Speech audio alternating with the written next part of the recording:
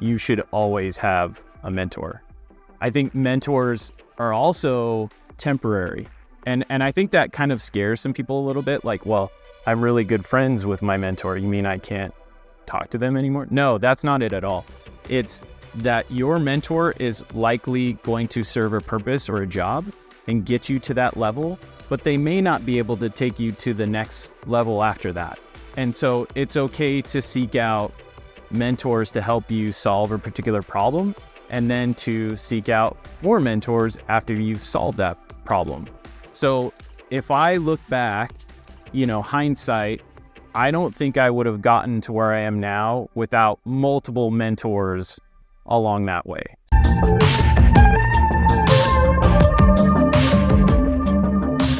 What's up, everyone? Paramify podcast, Keaton, Blake. Thank you for having me. Blake Entrekin, good friend of mine, currently at HackerOne. Yeah, we go way back. Way back. Thanks for being here. No, thanks for having me. This is awesome. Pleasure to be with you guys. Yeah, man. So tell me, Blake, you've got a pretty interesting career trajectory getting into cyber. Take us back to the beginning. Okay. How you got into it. Yeah. So I always knew I wanted to be in technology. It wasn't always security. That wasn't on my radar, but I knew I wanted to be in tech from the age of 12. When somebody gave us a computer, and this was so funny. Somebody gave us a computer and it didn't work. And I didn't know this at the time, but my mom later was like, yeah, well, who gives you a computer that doesn't work? Anyways, so I ended up fixing it at 12. It was something dumb. It wasn't even that big a deal. You had to re-plug in the mouse, I think. And so I figured that out and was like, oh, maybe this is a thing, right? Maybe I have a skill here. My very first hack. But that was really helpful for me because then from there on out, I always wanted to be in tech. So fast forward, I'm in college to get my undergrad in IT. And I had a boss who was also a mentor of mine that was just really passionate about security. He was going through a master's program in security at the time, which was just very new. And he would tell me about it. We shared an office. And so he'd be reading some course material or he'd be reading an article and he'd be like, hey, Blake, check this out. And so we'd have a conversation about it. And that's what started the passion. And it was great because in my undergrad, you could specialize. You didn't have to change your major, but you could specialize in a certain field. So databases, you could specialize in IT with an emphasis in databases or security. And so I was like, well, maybe I should emphasize in that and see if this is an interest. And so I did. And that's how I got into it and loved it. And then this mentor later became one of my adjunct professors. So he was like my boss, my mentor, and my professor all at the same time. Kevin Young. He was fantastic. I love Kevin. Oh yeah, that's right. You worked with Kevin at Adobe. Yeah. That's awesome. It's kind of so you should talk about that program then. So it was UVU. Yeah, I was at UVU. Yeah. I think one of the best signals that a program is worth its salt is you have students that are really passionate about the field you're Totally. Because let's face it, your whole goal with college is to learn how to learn. Yeah. Hopefully. And you want to become like a knowledge pig, right? In the area that you're at. And that's what kind of really opens doors. So that's awesome. So yeah, and the program itself was really interesting. So I didn't know this at the time because it was my only intro, but a lot of universities, you do 2 years of just generals and then you apply into your program. And you may not get in, right? Because it's very competitive and people are trying to get in. And so some people are going to get rejected and have to go to their second or third choice. That was not the case with UVU. You could immediately from freshman year matriculate into your program. And so that was unique because every semester I took half of my technology classes and half general eds. So if my general eds were really interesting to me, sometimes my tech weren't. I was like, okay, I know what an IP address is. We can fast forward this. But my general eds were really interesting. And then some semesters, my generals, I was like, okay, this is a lot. But the tech would keep me going. So it was a great experience. And then as well, specific to UVU, there were a lot of working full-time students there. And so you'd have these recruiters come and hey, we have this internship. And we'd all kind of look around like, we all have full-time jobs, because they were very accommodative to the working student. And so you had a lot of working people already who, when they graduated, they're like, well, I'm just going to go to my full-time job. I just don't have class anymore. Was it my situation? Yeah. Where you're almost like, cool, so I'm done and I just work full-time? Like, that's it? I just go back to my job, And so it was a very interesting dynamic for sure.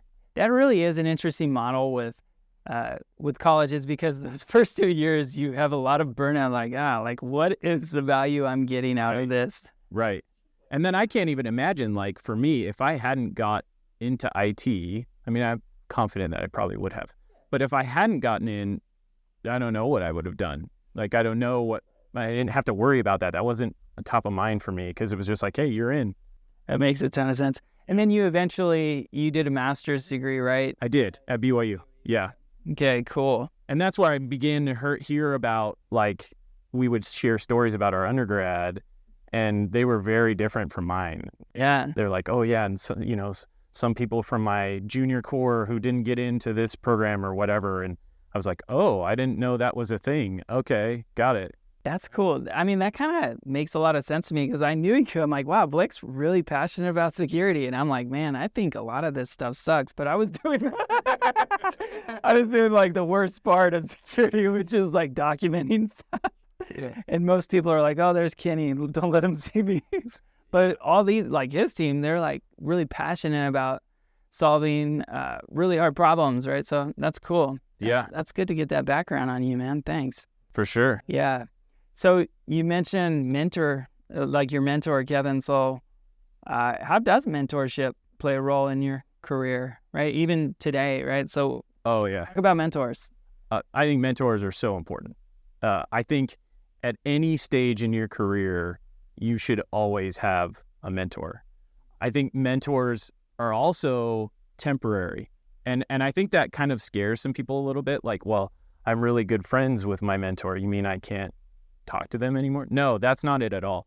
It's that your mentor is likely going to serve a purpose or a job and get you to that level, but they may not be able to take you to the next level after that. And so it's okay to seek out mentors to help you solve a particular problem, and then to seek out more mentors after you've solved that problem. So if I look back, hindsight, I don't think I would have gotten to where I am now without multiple mentors along that way. So like my first mentor was a guy who was a system administrator for an ISP. And my mom ran a daycare out of her home and watched his kid. And around this time, I was telling you, around age 12, kind of 13, 14, my mom realizes that I have this passion around computers, but she's like, I can't help him. I don't know computers. So she goes to Neil and says, this was the mentor. Would you help my son build his first computer? And Neil, to his credit, is like, of course, I'd be happy to. And so he walks me through the different components and here's how to build it. And that was it. And then when I had turned 16, Neil helped me get my first job as a tech support rep at this ISP. And so, which I would not have, I mean, I'm a 16-year-old kid interviewing to be a tech support rep. There was no way, but they took a chance, and I think it was because of Neil, and that's how I got in. So that was one mentor. I had another mentor in high school who was my computer teacher, taught programming. He was great. And then Kevin in college. And then you just go through, and there's like even my boss today, I consider a mentor. And that was one of the reasons why I took the job with HackerOne, is I said, hey, I want to be where you are. You've done some really cool things. Are you willing to help me get to that next level someday? And he was like, absolutely. So that's amazing. Yeah, 100%. Yeah. Being a leader, it's really easy to be like, yeah, absolutely. It's kind of weird. When you ask somebody for help, they like you more. It's so weird. Yeah. You'd be like, hey, I'm really working on this. I'm like, man, I really like them because they're coming to me and asking for help. So yeah. Well, and I'm sure some of it too is like a little confidence booster. Is like, yeah. You want my help, right? Like, are you serious? I don't know. I mean, what was the experience for you guys? Like, Totally. I mean, absolutely is the same. I mean, we have our parents, right? Mom and dad get us to somewhere that we need to be. But then there's also, there's that whole phrase, it takes a village, right? Yeah. And that's one of our maxims at Paramify. It takes a village to raise a security program. There's not one person that can do it. So there's so much to learn from everybody.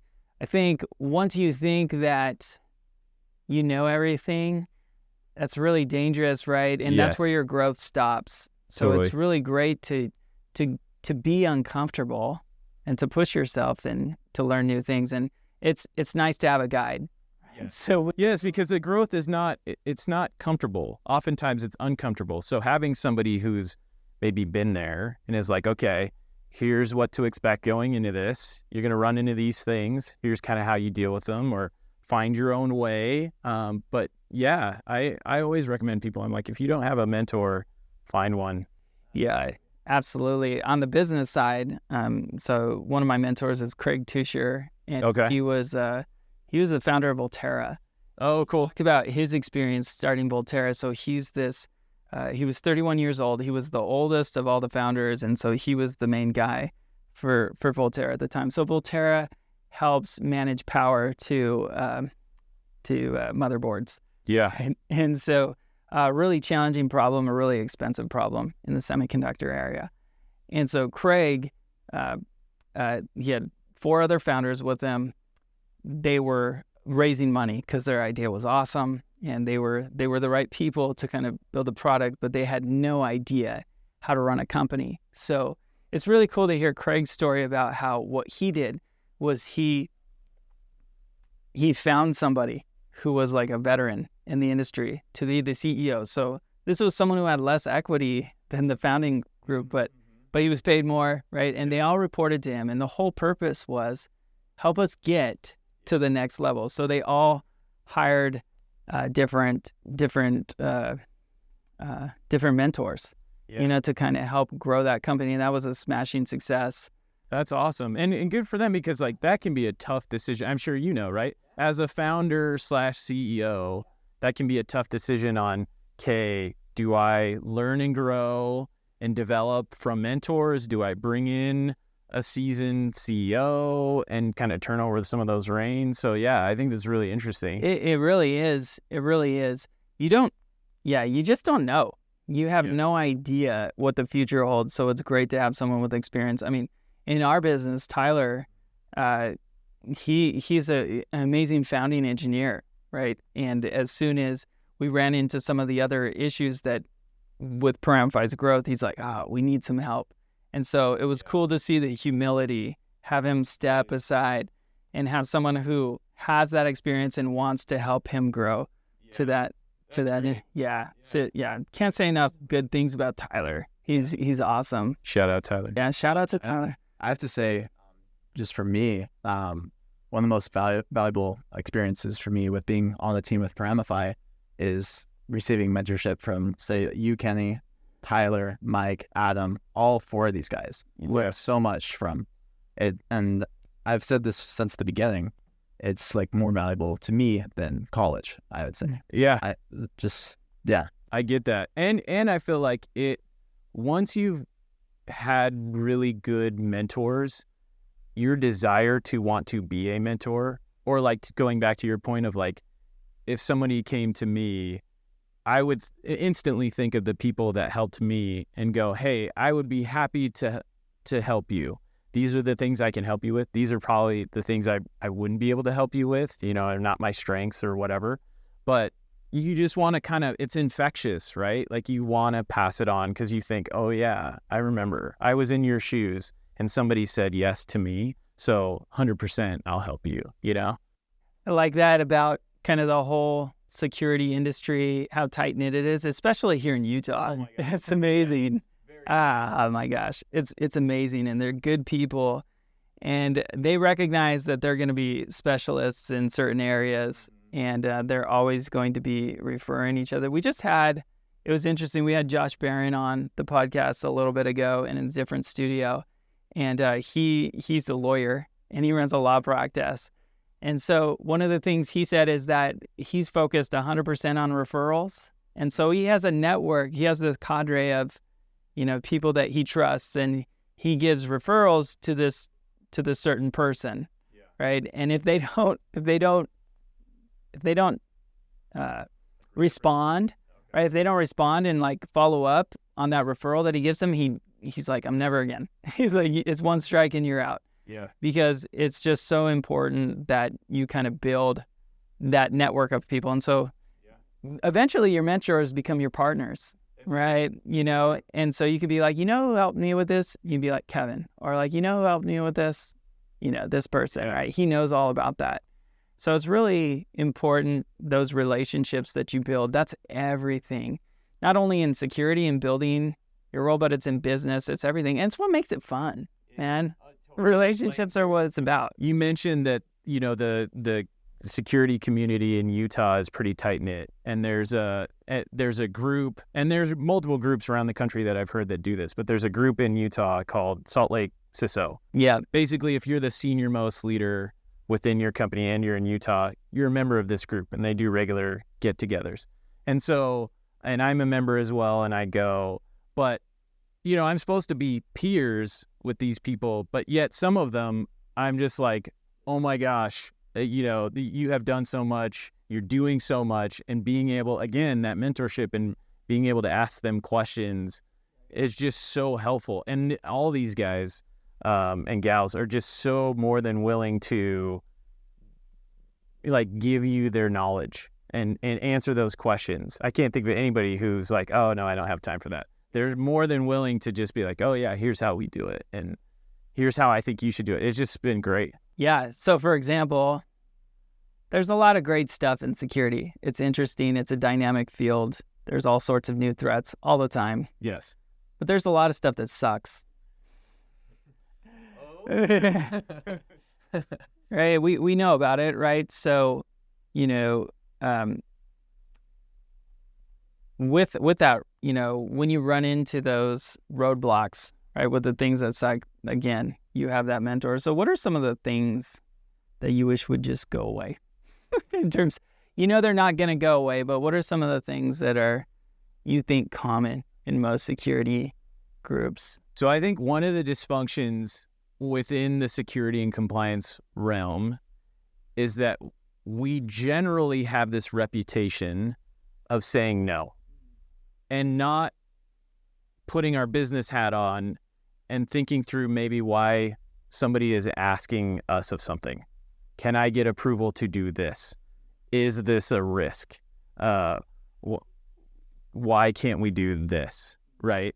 And I run into that a lot in my career because I feel like I'm coming into an organization where maybe the person whose role I am taking on, like they're exiting, I'm coming in, that people are reacting to me within an organization. They're already like, okay, I know you're probably going to say no to this question, but what do you think about this? Right? And I'm like, it sounds fine. What's the problem? And you're kind of like, wait, what? Where they assume that you're just going to get upset at them. You're going to tell them all the reasons why you can't do something. I think ultimately security and compliance are in the business of declaring risk. Here is the risk of doing what you want to do.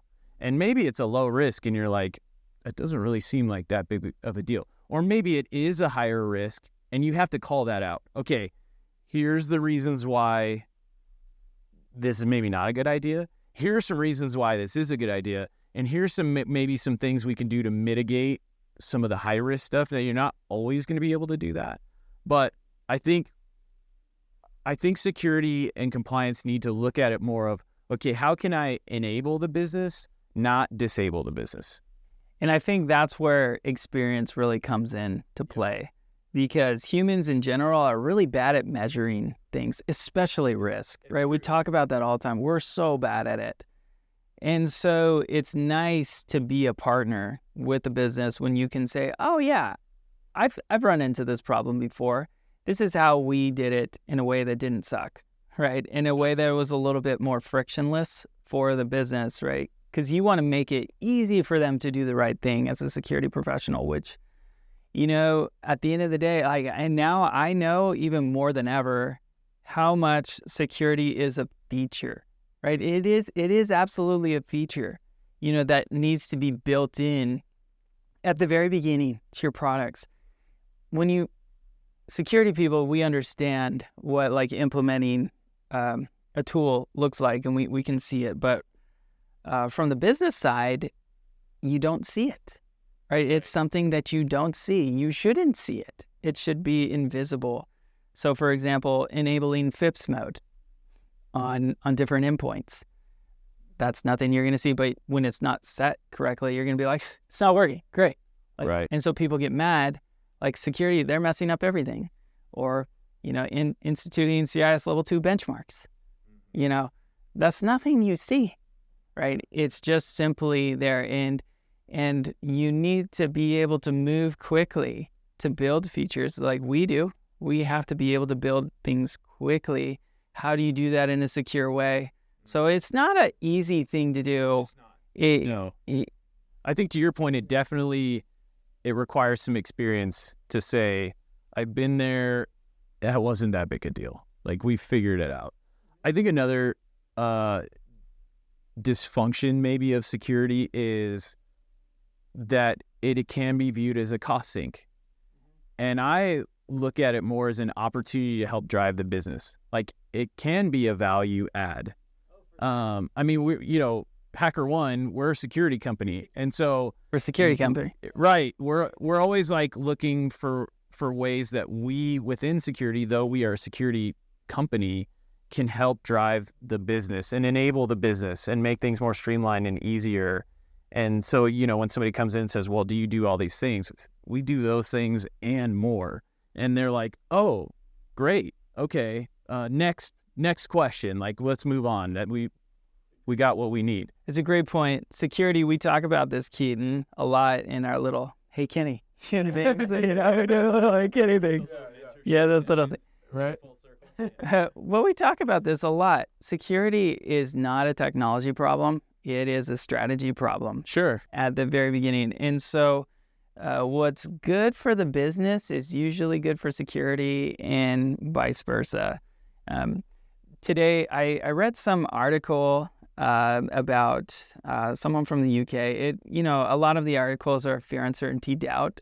But the level of sophistication with espionage, all nation states spy. It's just the level is really raised, in certain countries, right? And so security becomes not a nice to have. It's a must have. It's a day one feature, even for startups. It used to be like, oh yeah, when you get to Series E or you get to Series C, maybe you can do your SOC 2 or you can, but that's not what we're seeing now in procurement. It's like you need to have CIS level 2 benchmarks implemented. You need FIPS mode enabled. You need all of these things implemented. AC1 through SI16. Thank you very much. Let us know when you're done. Yeah. You need everything to be done now. So absolutely, it becomes a blocker if you don't have it. Yeah, you would have more experience, with just starting out. I imagine everybody's like, cool, Paramify sounds great. Do you have all these things? And you're like, Yep. we just started, right? And they're like, oh, that's nice. Well, let us know when you get them. Right. Yeah. And so, and that's where it's nice to know today that there are so many tools already in place.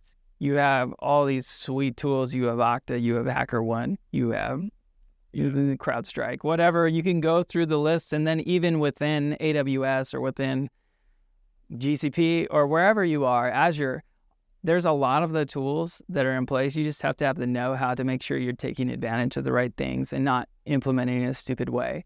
Right. But there are like all sorts of zero trust functions that you can implement on day one. You just have to know how to do it. So it's kind of nice to be able to just inherit that. You don't have to stand up a data center. You have all sorts of tools to kind of help you along your journey. But again, you need a guide. You need someone that can help you. You're not going to go on some like backcountry ski helicopter skiing thing and be like, hey, let's just go, bro. Let's just do it. Someone who doesn't ski to, hey, we're going to go from 0 to 100. You ready? Let's just Jump out of the helicopter. Let's just Okay. try it. Let's see what happens. What could go wrong? Yeah, I think like the ease of deployment, to your point on today's tools, make that so much faster. Like when we're talking to smaller companies, startups, I am just blown away by how much they were able to accomplish at their stage, to where it is kind of, you do get a little fearful of like, okay, they have this really good tool, the business really wants it, but I hope they have these things. And then you go into these conversations. We were talking to one the other day, and like, I think at least one of the co-founders was a security person. It wasn't like a security tool, but the co-founder, his background was security. And he was like, oh yeah, we knew that was going to be a pain point. We took care of all that. It's like, okay, whew, all right, cool. All right, you passed the bar, like next phase, right? So it's so impressive to see what people are able to accomplish like at their stage. Yeah, 100%. I totally forgot what I was gonna say just now because I was like, it was perfect. You got to imagine it was so amazing. But I can, yeah. It would have been good. You can imagine if I said something cool to pull me off that. Yeah. Yeah, it just cuts. Yeah. I don't know. Okay. Yeah. Oh my gosh. Yeah. It was in that area though. Go ahead, Keaton. You go, Keaton. Like, yeah, Your turn. love to hear from you a little bit about HackerOne and what you guys do. Yeah, so HackerOne was founded about a little over 10 years ago with this vision in mind of we should make it easy for ethical hackers to report vulnerabilities with the hope in certain circumstances of being compensated for their efforts, right? And so I think that was the overarching vision. And then, 10 years later, here we are with a platform that connects those two groups. So ethical hackers with companies who want to receive those vulnerability submissions and take action on them. Because the value proposition for them is the good guy found it before the bad guy. And because if the bad guy finds it and exploits it, it's going to be a lot more time and money and resources to address. And then you have these ethical hackers who want to do good in the world and want to essentially be the immune system of the internet. And they really are. Like, if you think about it, right? They're finding that stuff and it's getting fixed all the time. So that's really HackerOne's vision of like, let's enable this immune system to take place, and provide a good way to facilitate that. You can do it on your own, and there are certainly companies out there that do it, but we take a lot of the challenges and headache out of that process, right? You say you're talking to startups. What's the most common use case for them coming in to use HackerOne for like startups? Well, in that particular scenario, I was talking about where we were wanting to purchase a solution from a startup. But yeah, our customers range from, startups to large enterprise, right? And I think it's interesting. I think the startups are getting ahead of the wave. And not to knock companies of other size, but I think they're going to play to what the standards are out there today. Here's what I'm beholden to from a control perspective. And this is new, and I'm sure we'll get into this with the Rev 5 updates, but you're not seeing a lot of controls yet around bug bounty and vulnerability, VDP, or what we call vulnerability disclosure policies. Those are coming, so FedRAMP has one, PCI has one, but it hasn't kind of caught up with the broader industry yet of you want to do this thing, but we are seeing startups who are wanting to get ahead of that. Like yourself, I have these large customers that we're trying to sell to. They want to know that we're taking security seriously. And so we're going to get ahead of this, and we're going to spin up our own program and start getting these submissions. And who wouldn't, right? If you're like a SaaS tool, who wouldn't want to know where your vulnerabilities are? And what easier way to do that than to put it out to the world and say, hey, you're probably going to come across us or test us anyways. Here's how we want to hear about it, right? Yeah. So I think, so I remembered what it was going to talk about, but it doesn't, it's not relevant yet. So we'll come back to that. It's interesting. So you mentioned NIST 800-53, Rev 4, which became Rev 5. That actually happened about almost 4 years ago now. Yes. Right? But FedRAMP came in and said, okay, we're good. We have the parameters we need. Yeah, so right on time, right? About 3 years later, right? Yeah, so if you were following 853, you were probably aligned to it, but you weren't required to under FedRAMP. And now there's new update to revision 5 that's coming out. And so anyways, let's talk specifically about that use case. So there's RA5 enhancement 11. I think you had a blog about that recently, or I forget what it was, but can you unpack the essence of that new NIST control with Rev 5? Like what happens? Yeah.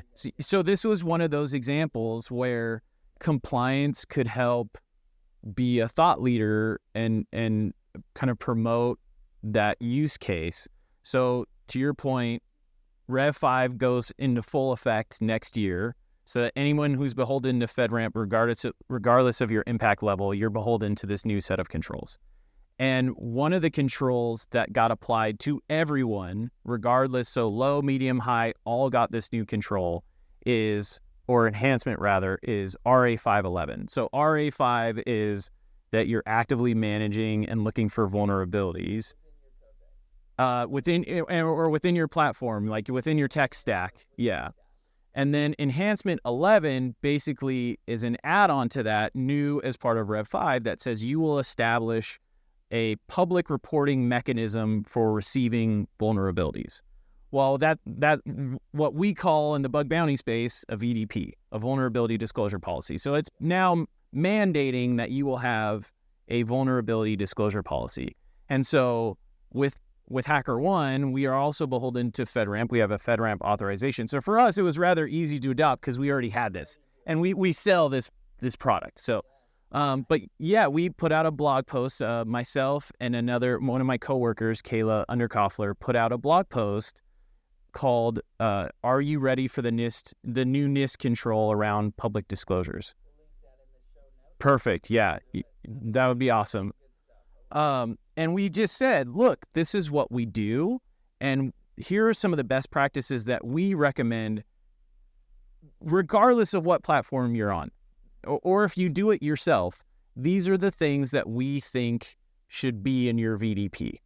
And as you know, sometimes guidance is slow to come out on how you're going to assess a control. And we wanted to get ahead of that because we had the same questions. And so we put out this post that goes through some of the best practices. So like, for example, it should be very easy to find on your website. Like it should be part of your navigation content, or it should be on the footer. Somebody should easily be able to say, oh, look, there's their policy. Let me go click on that and see what rules I need to follow. So that's the first thing. The second is a declaration of your commitment to the process. If you do this and you follow these rules, we agree to respond to you within X amount of time frame. We agree to follow these standards. If there's a compensation mechanism involved, here's how we'll compensate you. That's another. Declaration of assets. And in a FedRAMP context, it should probably be your entire environment. Your authorization boundary, right? Or, and then maybe some more. Or maybe there's reasons why you need to descope something, a third party for whatever reason. We try to recommend that you don't. Yes, and that's all in there. And so one other thing I want to hit on, because this is really key to the industry before we move on, is in a lot of jurisdictions globally, finding vulnerabilities and submitting them is a gray area at best, meaning it could be criminalized for you just doing that, even if it's with good intent.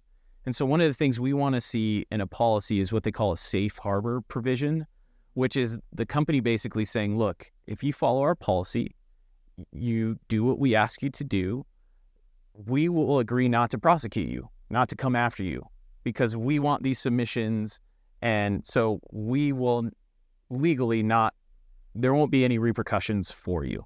So that's another one that we see. So anyways, we put this blog post out there and it got some good feedback because you're not seeing a lot of good guidance. And then we actually later partnered with Shellman, who we've historically used as our auditors, a big FedRAMP auditor.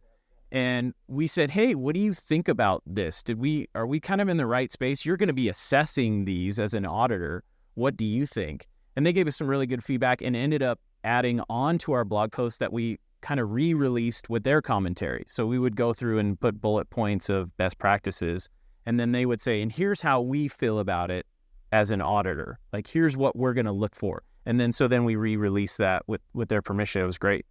Shout out to auditors. That's how I got my start into cyber, was as an auditor. It's such a great experience. And because as an auditor, you're kind of, so for people just getting into it, you're kind of sheltered in your team. You don't know anything. And so you have a senior and a manager and people who are experienced that are kind of a buffer between you and the client. But you get all this cool experience. And over time, you are able to have those value add conversations. And so it's kind of cool, like with what you're describing, Blake, with HackerOne and the innovations you're having with, this disclosure, like what you want to do, this thought leadership. You kind of, the companies that lead out tend to kind of manifest what actually gets adopted ultimately. Right. Like, for example, now it's kind of outdated, I would say, but the whole thing around, let's just set up a Bastion host and we'll make it like a hard, crunchy shell around the network, and we'll put all of the controls on this one thing here and make sure that before you get into the environment, you go authenticate on this host. But now that kind of violates ZT, zero trust, right? And so that's maybe antiquated, but it's interesting to see the changes that came into Rev 5, that were like saying, no, you need to do Bastion nodes because that's what everybody else does, right? And so it's really weird. So sometimes policy does lag. In fact, we were actually surprised one time, one of my mistakes when we were doing our FedRAMP offering, because we automate all that documentation. We were like, what's this bug with FedRAMP that we have? We had built out the whole entire function. We're like, okay, it's ready to go. We didn't realize that the catalog they were using was actually Rev 5. So FedRAMP actually adopted the Rev 5 before everybody else. And so we're like, wait, what's going on in Texas? So we didn't know that. And I was shipping out these things. I'm like, why is it missing this control? It's so weird. And I'm like, that doesn't seem like the right thing, because with the transition from Rev 4 to Rev 5, some of the changes were like, oh, let's move this from C to part G. and let's just take away this requirement altogether. And so it's just kind of a tricky change. Is this from an OSCAL? Yeah. OSCAL. And ultimately, that's what dictates what. So what's cool about OSCAL is you have a standard by which you can base all of your compliance reporting. So it doesn't matter if it's NIST 800-53, it could be NIST 800-171, it could be PCI, it could be SOC 2, it could be anything, and you can have what we call a catalog. So OSCAL starts with control catalogs, and then from there you have different profiles which implement different portions of the catalog, and you can modify parameters, you can modify the control, you can modify the guidance. So we're pretty in deep on how that's set up, but it was a really great thing with what Dr. Yorga and Alexander had put together, right? AJ, they put together a standard and team. There's so many there on the OSCAL team. They're great, but they put a standard that we could use for where we have our app over here, which is really awesome for organizing security. And then we'll automate all the reporting based on OSCAL. Then from there, we can automate any kind of deliverable, whether that's spreadsheets or Word documents, whatever it is, right? So it's really nice. But we were surprised that FedRAMP had done revision 5. We're like, oh, and so that was that had gone through all changes. We're like, oh, this is how we're designing. I'm like, oh, these are actually Rev 5 mappings. And so it was an easy fix once we saw it. But we were just like, what the? We were surprised that they had adopted it so earlier. You had jumped on, Paramify, correct me if I'm wrong, was kind of built on this vision of really early adoption of OSCAL. So a programmatic way of building out documentation that was before a lot of copy paste. We go back, right? I always look at security as let's build out capabilities. Let's not worry about compliance. Have an inventory of capabilities. So things like, your red team assessments, your SSO, your multi-factor authentication, enabling encryption in transit. Those are capabilities, and it's really important that those capabilities are implemented by experts, people who actually know. Because in compliance and security, let's face it, if we're like running a whole program, we're an inch deep and we're a mile wide in terms of our expertise. We don't know everything. You need your cadre of security experts, or you need your operational experts, you need your DevOps experts, you even need HR, honestly, that understands the laws and regulations around, the things around personnel security. You need a cadre of people that are able to implement those things. And so whatever's good for security is going to be good for compliance, and then we can automate, the documentation and give you all your time back. That's kind of where we're at. And so it was really, it started with Adobe, right? Common controls. When Prashant Nabi and Rahat and all of us and Matt Carroll and all these other great security leaders, we had thought like, hey, and Zosh, sorry, Zosh, mentioned you. Yeah. We have all these great capabilities that, had been built at Adobe. And we're like, well, let's just call it that. And then on the back end, we'll map all the compliance requirements, because ultimately what you're describing is a security capability. Yeah. And then when OSCAL came out, I'm like, okay, great. Now we have a standard that met that paradigm. It was like a perfect match for us. You mentioned Adobe and name dropped some pretty awesome people. Yeah, pretty awesome people. Yeah. I always look at Adobe. Adobe for me was one of these moments, like when you hear about Xerox Labs and all these like interesting innovations and people, and I think maybe even Adobe was, if I recall, like came out of that. Like all these amazing people that got together and were doing some really interesting things, and then later go off to do other really amazing, like I look back at all the people we work with at Adobe and where they've ended up, and I'm like, wow, like when you trace that back, it was like we were all together at Adobe. It was a great time. So like I think my takeaways from that is like when you like enjoy those moments, because you're not always going to be with those people, and then they're going to go off and do stuff, but like maintain those relationships, right? Because totally.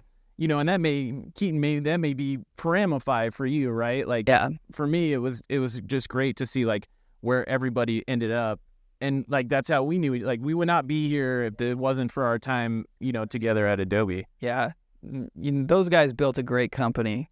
Yeah. A great company that was all focused on people and their success, and it kind of creates this little coral reef of of innovation and creativity, and all working together. We all have a shared common goal, and it is special, right? It is special what was created there. I want to I don't want to go. It would have been better to talk about it earlier, but you had mentioned the advantages, right, of startups, of younger companies that have all of these awesome companies and tools to take advantage of today.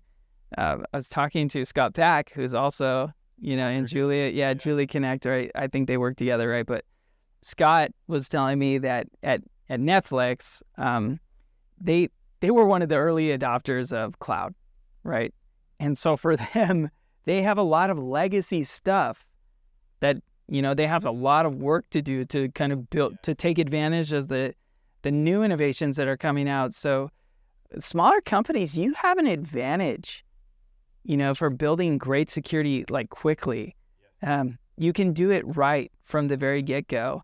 You don't have to be an expert in everything, but you do need a guide. It for sure. Well, it's funny you see when you mentioned cloud. Do you remember? So this is probably 14 or 15 years ago. I'm dating myself. Where cloud was the new thing, and everybody was afraid of cloud, and like, well, what does that mean? What data am I storing in the cloud? I mean, I remember at Adobe, like there was a function that got built out because customers were so concerned about, well, I'm sending you Adobe data. What does that mean? What do you mean the cloud?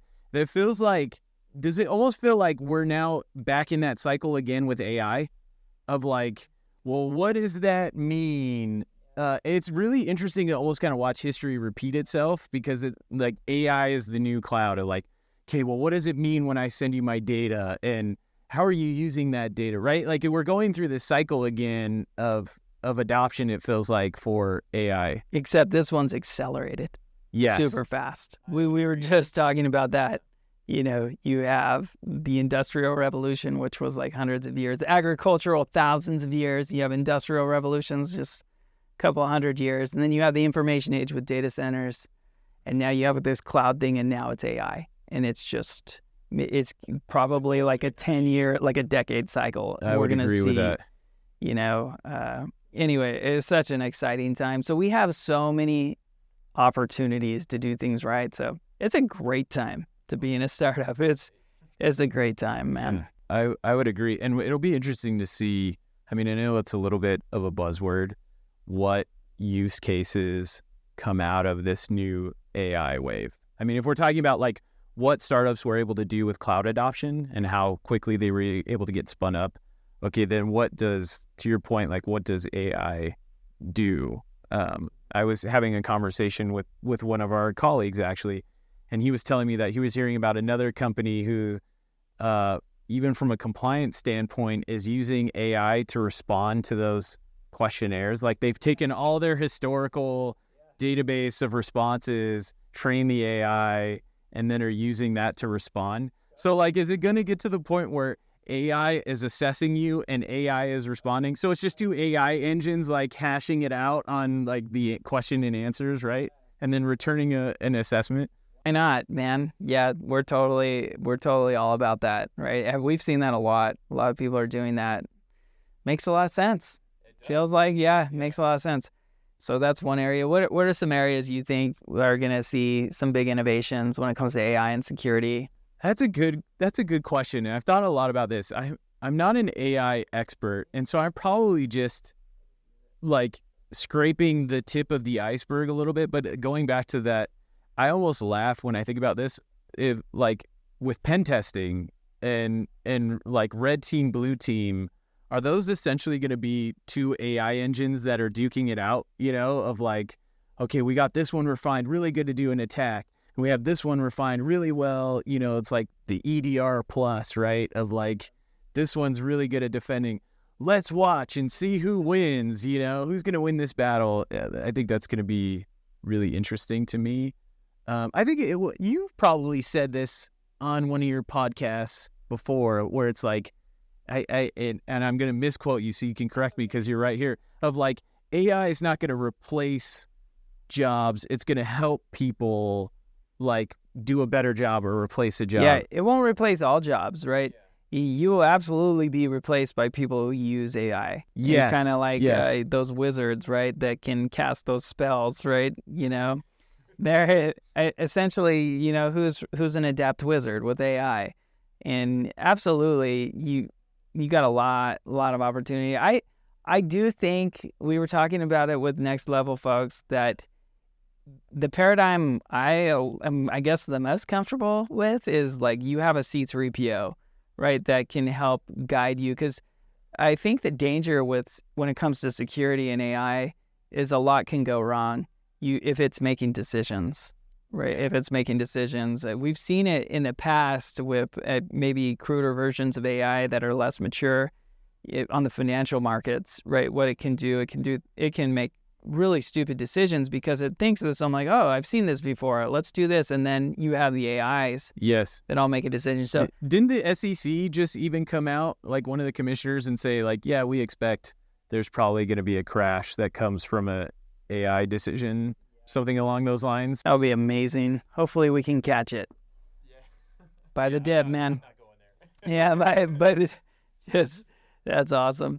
Yeah, man. I'm super excited. I think, the one security case is you have this security bot that's like turning everything off, like shutting things off, which it feels like has happened already.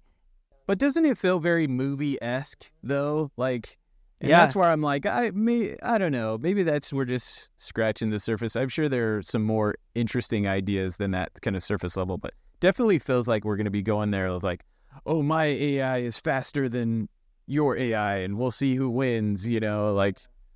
Oh my gosh. Yeah. There's going to be a lot of envy, man. But there's also a lot of opportunity, right? We always talk about like the next generation that's coming up. I feel like there's going to be so much opportunity to go innovate. And I'm really curious to see like what happens, right? Totally. Yeah. Man, this has been so awesome, Blake. Okay, so you're talking about movies. This is a book. So who is your favorite member of the Fellowship and why? My favorite, we're talking about Lord of the Rings, favorite member of the Fellowship, the Fellowship. Okay. Yeah. Okay. Yeah. Who is my favorite member? Even if you don't know the names, right? That's okay. I think you do, but like, yeah. I want to say Aragon. Is that a cop-out answer? Because No, that's he's like, mine. That's everyone's answer. No, that's not true. Like, yeah, so Aragorn, and then my runner-up is Samwise, right? Okay. Yeah, because he's gritty and he kind of just does it. But like Aragorn, yeah. I think both Strider. of them are very unselfish. I like Aragon because of his leadership. Like, here was a guy who was like just trying to stay in the shadows and do his own thing. But then when time came, it's like, okay, you need to step up now. He did. And he said, okay, we got to see this to the end, regardless of where he was on that journey, because he wasn't always with the ring, he wasn't always in the spotlight, but he's, okay, fine, they're over there. We got to do our thing over here. He set aside the Strider and became the king he was born to be. And, like you felt it, yeah. Yeah, man, that's why Aragorn wins all the time. He's the best, right? The best. I mean, I think the whole point of it was that there's always different dynamics to a group. And for a group to be successful, you have to have those different. So they're all important in their own right. But I think that's probably the one I gravitate towards. He likes Legolas because the way he mounts the horse, right?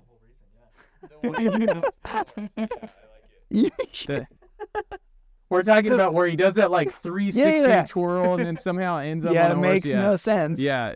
Even the clip, when you rewatch that, you're like, how did they do this? Like, where were you going with this? We were just watching that. Yeah, it's like, I don't get it. Is this a team activity? No, I mean, it's just, I don't know. We probably need to switch up the questions a little bit, but it's always interesting to see who's, there. Anyway, man. All right. Well, yeah.